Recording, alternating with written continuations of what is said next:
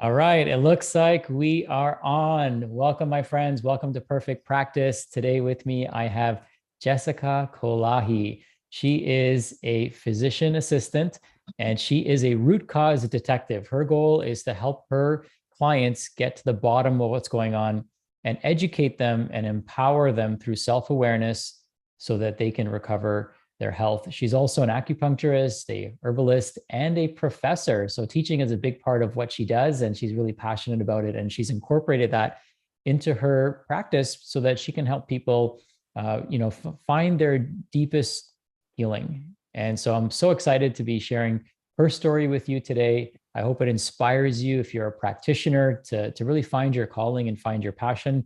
And if you're somebody who's looking for help, you're a woman who's looking for help and looking for an integrative practitioner who deeply cares, who's extremely passionate, then I know that you're in for a treat. So Jessica has actually 20 years of experience. You're doing something right because I can't imagine just looking at you. It looks like you're still you're probably still in your 20s. It looks like from here. So 20 years of experience, which is amazing. And I love the fact that you have a full spectrum women's care solution. You combine traditional and modern medical diagnostics, and her goal is to help people get to the underlying mechanisms and provide them with the best interventions and treatments that are natural, that are holistic, but also integrative. So combining the best of what the medical world has to offer, what the natural and holistic world has to offer. And her clinical experience comes from really being a detective, really getting to what's going on under the surface and supporting women with fatigue and insomnia, hormonal imbalances, gut dysfunction, autoimmune diseases, and inflammatory conditions. And we all know that these are far more persistent than they've ever been. So we definitely need people like Jessica out there that are helping people, find their healing path. She stands against the practice of giving power away to the medical system, knowing that every woman has her innate inner wisdom. I love that. It's such an important thing for women to tap into, and men, I would say it's important for all of us to tap into that inner wisdom if we can get quiet. I love this. Jessica is also a mother, a dog devotee, an avid kite surfer, and ocean worshiper. I love that. She regularly leverages radical self-care practices to recover from her love affair with water sports. She believes in the intrinsic power of all people and that they have to heal themselves with skillful investigation and guidance. And her practice is based out of San Francisco. So without further ado, welcome, Jessica. Thanks for joining me today. Yeah, thank you so much for having me, Sachin. I'm really happy to be here. Well, I'm excited for our conversation because I know we're gonna be focused on your journey and how you help people, but I'm also curious as to some of the stumbling stumbling blocks that have come up, the obstacles that have come up, the challenges that you've overcome, because I know that, getting to where you are right now, I'm sure has required you to, function outside of your comfort zone, grow yourself in various different ways. And in fact, just being totally transparent, one of the things that you shared with me is that I want to become a better public speaker so that I can share my message far and wide with people. So I'm excited to be able to, share your message with our audience today. And I hope that this is one of many hundreds, if not thousands, of videos that you do to spread this message out with the world. Because I know that millions of women need your help and need the guidance and the wisdom that you have to offer. So what I'd love to know is, where does your functional medicine and integrative medicine journey start? Why don't we start there? Oh gosh, I guess I have to owe it to my mother, actually. My mom has been a healer for as long as I remember. She was trained as a physical therapist, but then started getting into energy modalities and visceral manipulations and is sort of an energy intuitive, I would say. And so I saw this growing up, and at first I thought like, oh, that's so silly. What is she doing? But being around it, I just absorbed what she was doing and I saw great value in it. And I started my journey into healing people with getting my Reiki certification when I was late in high school, early college. And that was sort of my dive into helping people through medicine. And I would have to say my mom was the inspiration for that. I love it. Our moms they play such an important role. And, you probably work with a lot of moms. in your practice, and you probably recognize how valuable they are to their families and how important their health is to their families. And hopefully the women that you're helping and supporting are also inspiring, their children to, follow their dreams and follow their passion, which is something that you've done. So you have a background in Chinese medicine, and you're also trained in Western allopathic medicine. What inspired you, to create this, this shift in the way you practice? So I first began with acupuncture and Chinese medicine. I had this gut instinct that I needed to learn it. It changed my life dramatically. I had a very bad accident when I was actually in acupuncture school, and nothing was helping me heal until I found the Chinese herbs. So I had my own really powerful relationship with Chinese medicine. And when I graduated, I started my own practice and was helping women through acupuncture alone. There was a period of time, my husband was in medical school when I started my practice, where I started to get a little envious of what he was learning. I just realized that there was so much more out there and that there was language I didn't quite understand. And I wanted to know how to see the whole picture so that I could advise people on the medical care they were getting. Like you had mentioned, I think that a lot of people give their power away to medicine and the medical system.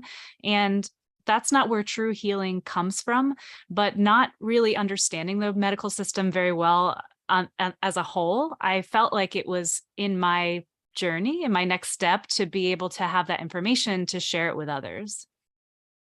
There's value in obviously allopathic medicine. There's value in Chinese medicine and Ayurvedic medicine. So there's so many paths towards healing.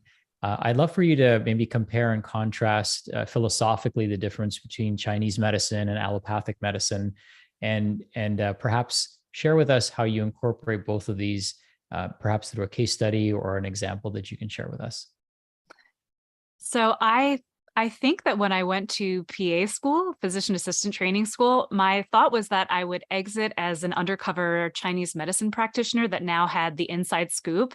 But like all trainings, I was changed by it. And so I was changed by it. I incorporated it into who I am. And so I now understand the true value in allopathic Western medicine. There are definitely diagnostic tools and certain medical tools for very ill people that are invaluable through allopathic Western medicine. And there's a very interesting way of thinking through allopathic Western medicine where you're creating a differential diagnosis with many different items, and you have to systematically rule them out. So the way of thinking for allopathic medicine has a very interesting edge.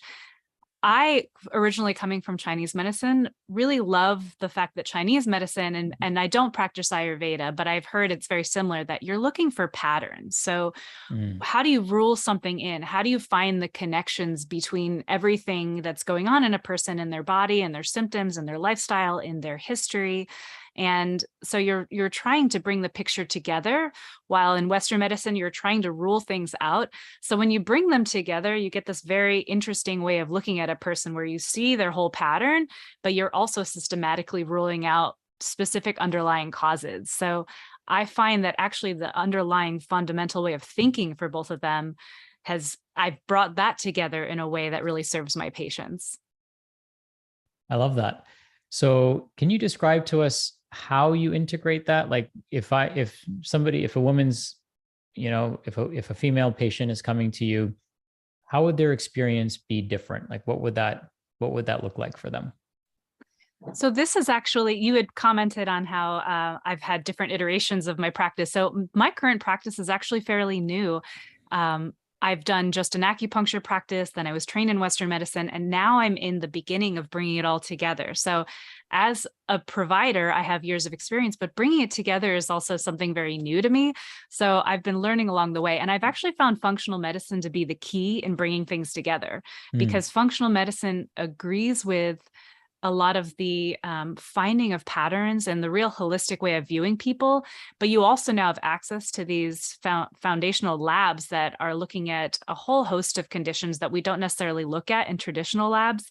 So I have found that functional medicine is the key to bringing them together, but I will still sometimes incorporate acupuncture or traditional herbs, but I'll also help people with their medications, titrating up or down or getting people off of certain medications, and can help advise them on what their other specialists are telling them about their health to try and bring things together. I find a lot of times in our medical system, people get hyper specialized. They see this specialist and this specialist and this specialist, but who's going to bring all of that together? Mm. So I'm finding people are finding me to help integrate all of the information and find a holistic plan for them.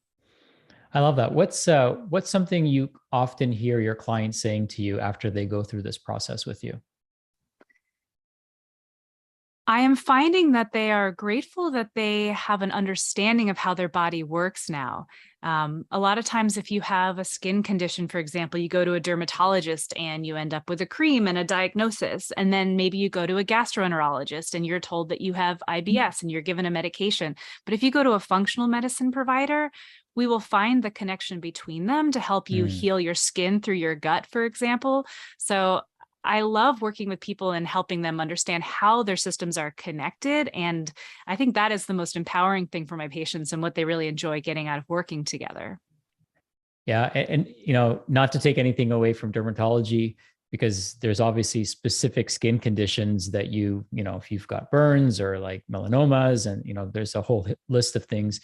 But just in jest, but in all seriousness too, a gastroenterologist is a dermatologist without knowing it, Hmm. because the I skin and agree. the gut are so like intimately connected with one another, and embryonically they come from the same tissue. So it's really fascinating when you look at it from that perspective, that they've been connected all along, and now science and modern medicine is connecting it, and we're starting to see that the research that's showing it, the anecdotal evidence that's demonstrating the connection between the two.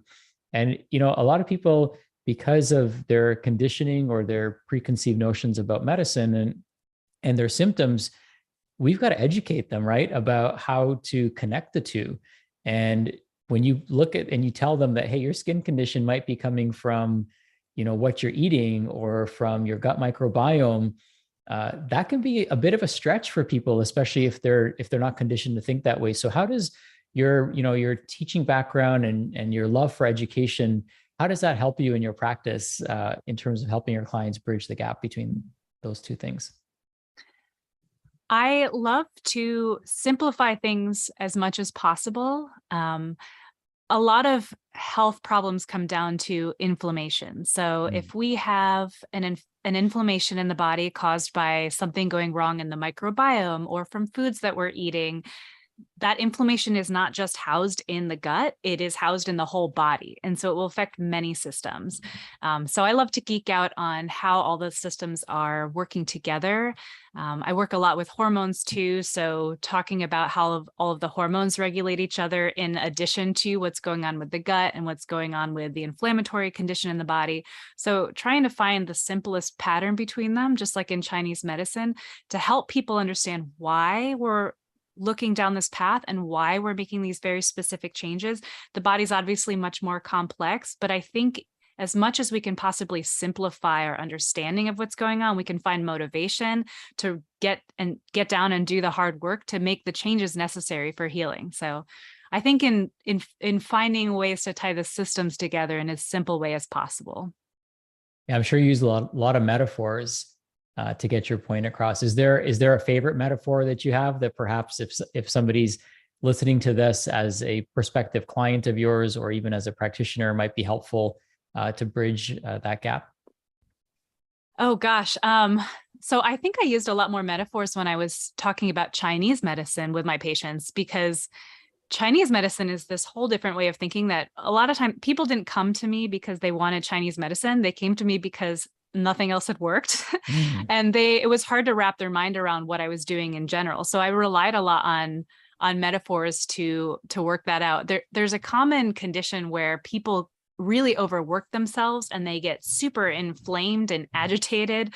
And in Chinese medicine, that's called yin deficiency. So I used to talk about putting a pot of water on a kettle on the stove, and our kettle is our body and it's full of everything that nourishes us. But if we tap out all of the body, if we take out everything that was really important for nourishing and the fire is still going, that pot starts to burn.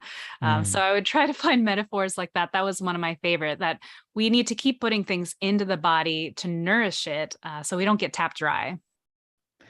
That's a good one. I'm going to have to use that with your permission. Of course.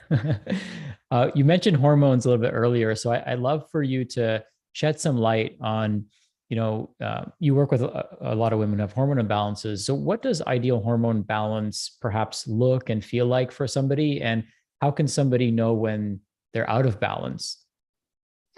So I love talking about hormones because it is far more complex than we really realize. A lot of times when you think of the word hormones, people are thinking about sex hormones. They're thinking about estrogen, testosterone, but we have so many more hormones in the body. We have cortisol, we have thyroid hormones, we have melatonin, we have a whole host of hormones that are doing this intricate dance in the body. And some of them, honestly, we don't even understand how they function together completely. That's part of medicine. We're still uncovering how things work together. So in all honesty, having hormone balance means that you can fall asleep easily and stay asleep. You have good energy throughout the day. If you're a woman, you have regular, easy menstrual cycles without PMS. You are generally more pain-free. Of course, there's other things that can contribute to all of these, but hormone balance is a key in having just good energy and mood and normal cycles in the body. Yeah, I mean, I know I've worked with women and men with hormonal imbalances. And when you start reminding them that cortisol is a hormone, insulin's a hormone, and there's this whole orchestra that's happening inside of them, they really, it opens up their eyes, right, to all the intricacies of their body. And are there particular hormones that you tend to focus on? I know that, there's like for us, for example, like cortisol and insulin, that's like the keystone hormone, because if cortisol and insulin are not out of balance, then it's hard for everything else to get out of balance. Are there hormones that you've identified? Maybe it's those same too, but is there somewhere that you start with people to create that domino effect for healing? I agree that cortisol and insulin are really foundational. And I think what's amazing about working with those hormones is that you can completely heal those hormones with foods and supplements and lifestyle. Because I also am a prescriber, I love to geek out in that world as well. So I tend to work a lot with thyroid imbalances, which can be healed with botanicals, but also getting some support through medications. And then because I do women's health, I see a lot of patients with progesterone and estrogen imbalances. So working around detox pathways or figuring out ways to boost those hormones to be in a more natural balance with one another. I think because of my ability to prescribe with my license, I end up with patients that want support in those as well. Okay. Are there, we mentioned functional medicine testing, and with your unique background and perspective, are there specific tests or particular tests that you tend to lean on when it comes to assessing people's hormones? I I love to work with a good stool test, like a GI map or the GI effects. I want to know what's going on with the microbiome. I know that oat testing can also give me that. I'm honestly just diving into the oat testing world, so I'm sure that I'll be incorporating that more. But because I have women patients and mostly women with hormone imbalances, it's a toss up whether we're working with the gut first or the hormones first, depending on their symptoms. So I also love the Dutch complete and seeing the balances between the sex hormones and the stress hormones. So really it's who's coming into my office, how are they presenting? And it's not like every person's getting the same test. It depends on how they're showing up. Okay. So you're assessing their lifestyle, assessing their nutrition, assessing their symptom presentation, and then coming up with an individualized game plan for that person to know, okay, where do we start? Do we go upstream or do we go downstream? Do we get a baseline and then remeasure a little bit later? So it's really a unique protocol and process for each person. Yes, and it's even more than that because sometimes it's about motivation. Sometimes people Mm, want to get to the foundation, and sometimes people are like, listen, if I don't feel better, I don't care about the foundation. And so we learned this in Chinese medicine school that there are root causes and there are symptoms, and you have to be able to gauge the person. Are they motivated for the long haul, or do they need to see some instant results before they dig in a little deeper? So sometimes it's just assessing the person's motivation and understanding and knowing that rapport comes over time, and I want to help them get what they want, but also I see what's going on the deeper side, and I have my own agenda to help with that deeper healing. But sometimes you need to get people to understand where they're at in the process. Yeah, that's so true, right? Because people are coming to us usually at their wits' end, at the end of their rope, perhaps it feels like to them. And all they've wanted to do all along is feel better.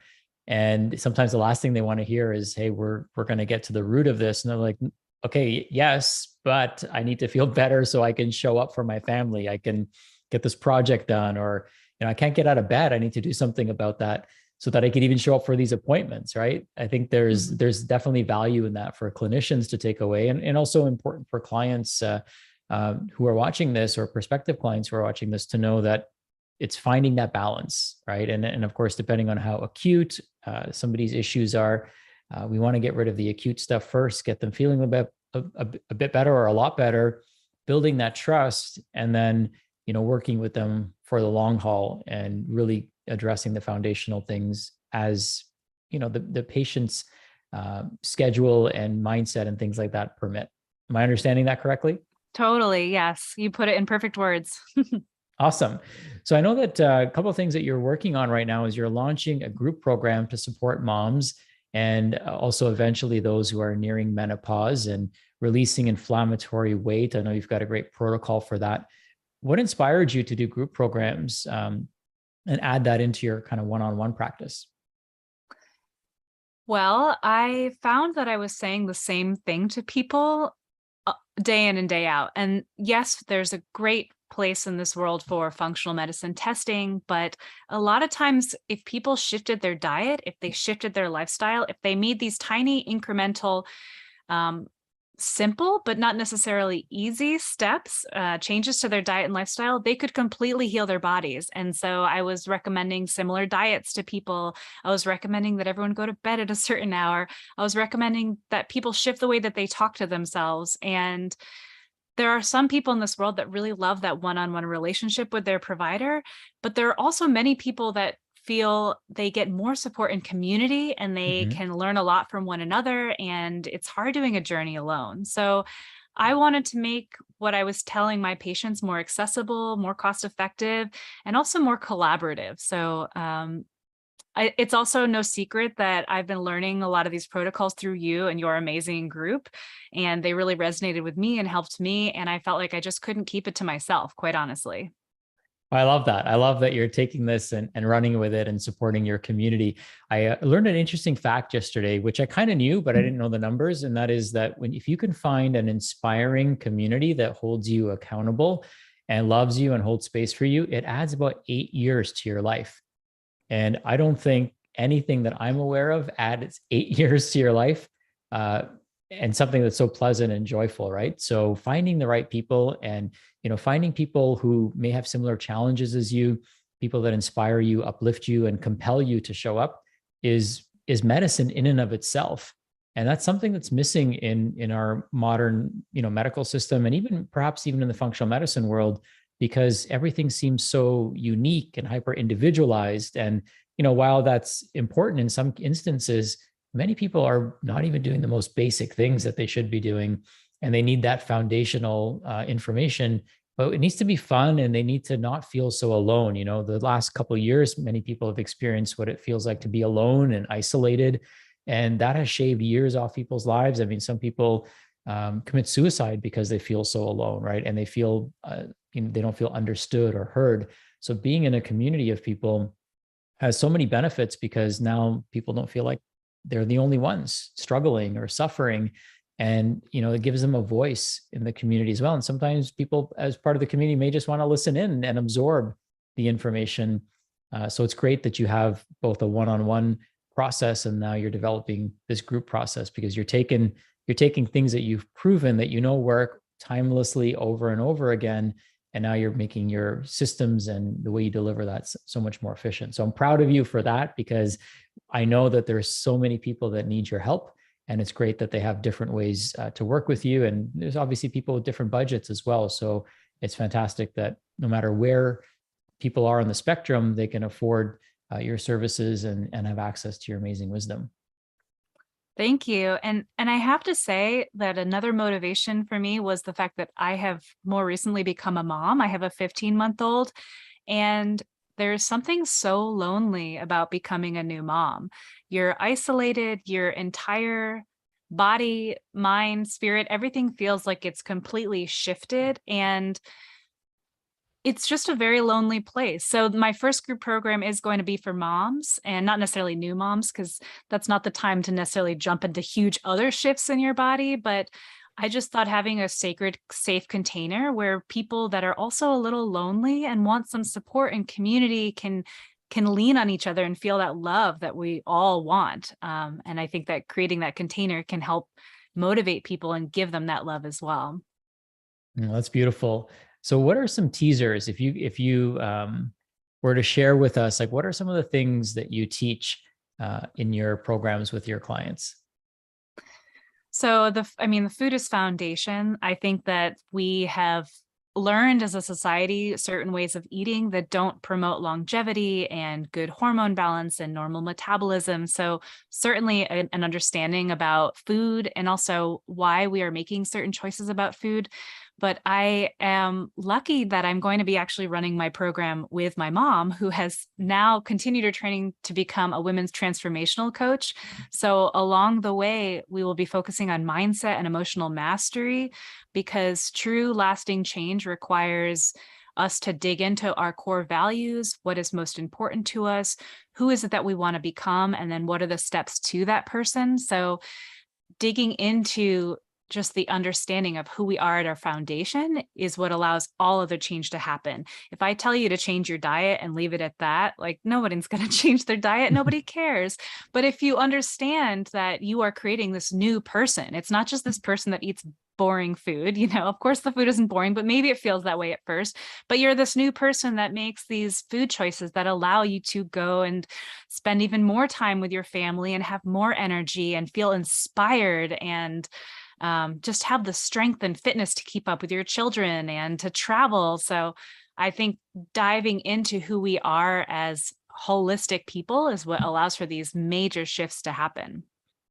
It sounds like what I'm hearing is that before you change your diet, change your identity. Definitely. Yeah. You need to know why you're changing it. Yeah. And who you are, right? I think a big part of it is like, when I hear people say I am statements, right? It could be, I am tired. I am fat. I am lazy. I can't do this. Right. And what they're essentially doing is what they're telling us unconsciously is how they identify themselves. And so Mm-hmm. rewriting that story, that I am story is so foundational because, I was talking to somebody yesterday and he says, I'm a smoker, but I quit 6 months ago. So I said, you used to smoke. You're not a smoker anymore. You've got to create that new identity as somebody who used to smoke, not somebody who smokes anymore. And same thing with food, right? It's so important for us to reestablish that new identity because that creates almost automatic behavior change for individuals. So I'm so grateful and glad that you're incorporating this into your programs and working with your mom. Like, how cool is that? The person that inspired you to be of service to people is now somebody that is partnering with you to work together and transform amazing lives. I love that. How's that been Yeah. so far? It's been great. I love technology and creation and generation of ideas, but I don't have as much experience in creating those containers for groups. And so that makes me very nervous right now. So I love that I can lean on that being her strength so that we can come together and create this together. Because for her, it's technology. She's like, no, thanks. And for me, it's large groups and speaking in front of them. That's scary. And I'm like, no, thanks. But oh, I guess I need to. So we're working together so that we can lean on each other's strengths. Yeah, perfect business marriage, right? We always ask people to evaluate what's what's hard, annoying, lame, and frustrating for them, and what's easy, lucrative, and fun. So my mentor Joe Polish always says, like, you should be spending 80% of your time doing things that are easy, lucrative, and fun, and only 20% of your time doing things that are hard, annoying, lame, and frustrating. But if you can find someone who can do some of those things that are maybe not yet a skill that you've developed, or something that just makes you nervous, or something that's half for you, then the best person to hire or work with is somebody who loves doing the things that you may not love doing, or has skills that you may be in the process of developing, so that the mission can continue to move forward. So I'm sure that makes for an amazing dynamic, and it must be so awesome for your clients to get to experience that container of safety. And I know how important it is for people to hold space for one another, and feel and really create that container for people's healing to take place. So wonderful. Kudos to both of you. Thank you. So who's your favorite client to work with? So like, if you describe like a home run client, who's that person? Gosh, a home run client is a woman that knows that she has capacity to heal, but isn't quite sure the journey there, isn't quite sure how to get there, and wants to understand maybe what is going wrong in her body or what is out of balance, so that I can help educate and investigate, and then she can take that information and run with it. Because I'm not healing anybody, they are healing themselves, but I Mm, have certain skills that allow me to help uncover underlying causes and help provide certain tools. But then it's up to her to run with it. So I think that every provider would love to have completely motivated patients, but I think I would love patients that are curious and open-minded and have that willingness and know that there is something in their power that they can shift, and I can help inspire them along the way. beautiful. Now, looking at your bio, there's a lot of cool things that you do. I love that you love the ocean. I was taking an ice bath and sauna down by the lake the other day, just yesterday, actually. So I'm a big fan of water. What are some of the things and ways you celebrate your body? So having this knowledge, having this self-awareness, having great health, how do you celebrate your body? What does that look like?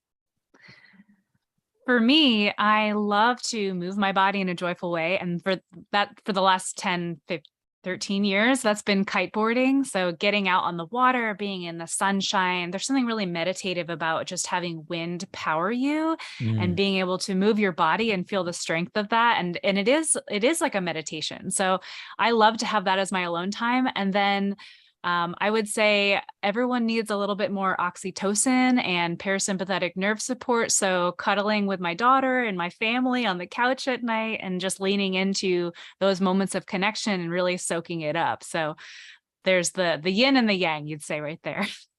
yeah, it's all about balance, right? Hmm. So, what are some, if you could give like maybe 3 to 5 tips for people to, maybe things that you do to help keep your body in balance? I know you mentioned having that balance between yin and yang, right? What are some tips that you like to share with people that have been impactful or beneficial for you in keeping your hormones in balance? So sleep is, I think, a number one thing that gets overlooked. My goal is 8 hours of sleep every night. And I know that can be really hard for new moms, but finding a way to get that as much as possible, because your thyroid hormone, your cortisol, your melatonin, all of those really heavily rely on just having normal sleep patterns. So anything you can do to promote natural sleep. I know that going to bed at the same time every night is really helpful if possible, reducing exposure to screens in the evenings or wearing blue blockers. But finding ways to create normal, healthy sleep habits. And then I find that a lot of people don't drink enough water. So Mm, the what people say is that you should drink half your body weight in pounds and ounces of water every day. So if you're 150 pounds, having at least 75 ounces of water.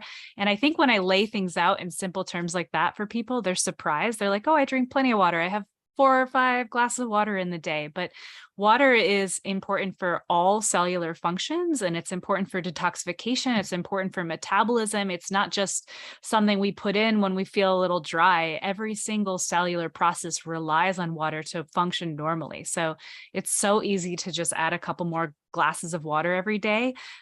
So making sure that you're having enough water for sure.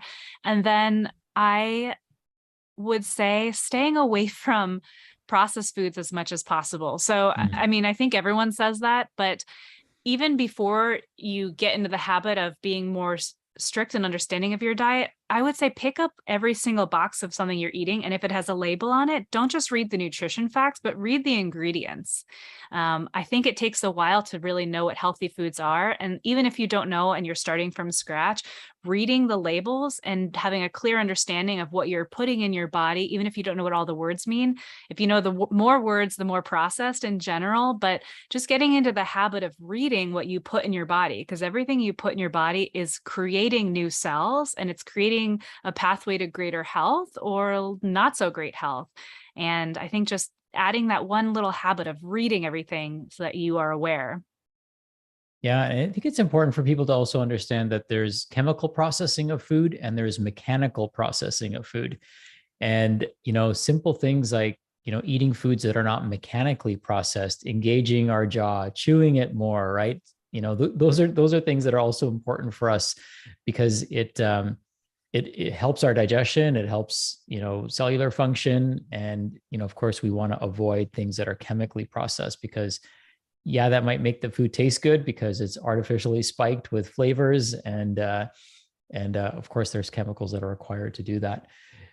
Jessica, how can people get to learn more about you? I've really enjoyed this conversation, and I want to make sure that anyone who's watching this has an opportunity to connect with you. I have one more question. In relationship to that is, do you work with people just locally, or are you working with people online as well? So for my one-on-one functional medicine practice, that's for California. It's with a physician assistant license. I'm bound by just where I'm licensed. My group programs, there's not a one-on-one aspect. We're really relying on the community and coaching and my mom's support with that. So that is available for women across the country because I'm not giving medical advice. I'm sharing information about how food can be healing and helping inspire people.